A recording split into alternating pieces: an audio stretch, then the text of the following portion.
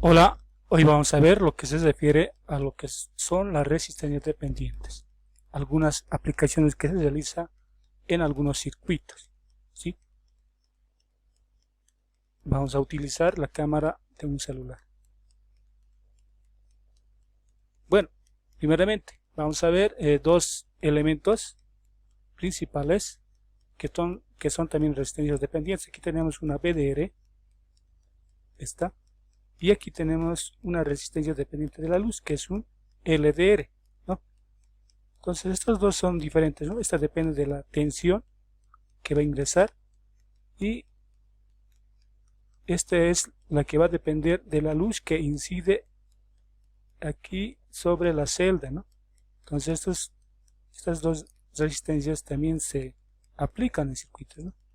Bueno, por este otro lado tenemos aquí una tarjeta electrónica, que es una fuente de tensión para alimentar a un circuito. Es una fuente conmutada o switching, como se lo llama. Por aquí tenemos la entrada de la tensión de 220 voltios. Bueno, toda esta parte es la rectificación, que están los 4 diodos. Y por este lado tenemos la conmutación, ¿no?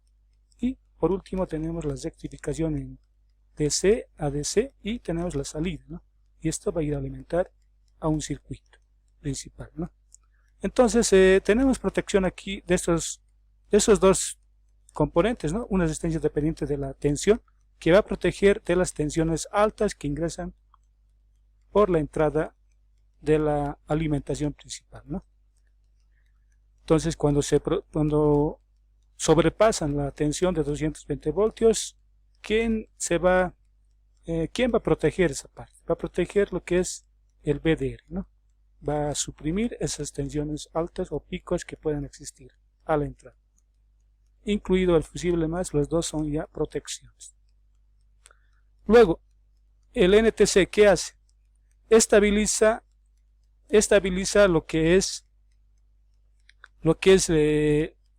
la temperatura, porque prácticamente cuando entra en funcionamiento todo el circuito, prácticamente algunos componentes calientan, ¿no? O como se dice, trabajan en caliente. Entonces, ¿quién se va a encargar de estabilizar la temperatura, ¿no? Porque al alimentar esta fuente a un circuito principal, lo que sucede es que todos los componentes van a empezar a calentar, ¿sí? Entonces alguien tiene que ocuparse en estabilizar esa temperatura, ¿no? Entonces lo que va a hacer este NTC va a consumir toda esa temperatura y lo va a estabilizar, ¿no? Cosa de que no pueda sobrepasar, ¿no? ¿Cómo lo va a estabilizar o cómo lo va a proteger de esa subida de temperatura? Bueno, aquí internamente tiene su resistencia, ¿no? Seguramente cuando sube la tensión, perdón, sube la temperatura, esta, ¿qué va a hacer? Sube la temperatura, lo que va a hacer esto también va a disminuir un poco la resistencia, ¿no? Entonces toda esa temperatura que va a exceder va a poder ser consumida por este componente, ¿no? Entonces prácticamente es la utilidad de estos dos resistencias dependientes que trabajan como protección, ¿no? Generalmente trabajan en las fuentes de alimentación, pero también pueden trabajar en otras partes del circuito, ¿no? Bueno, eso es lo que se quiere demostrar hoy con este pequeño video.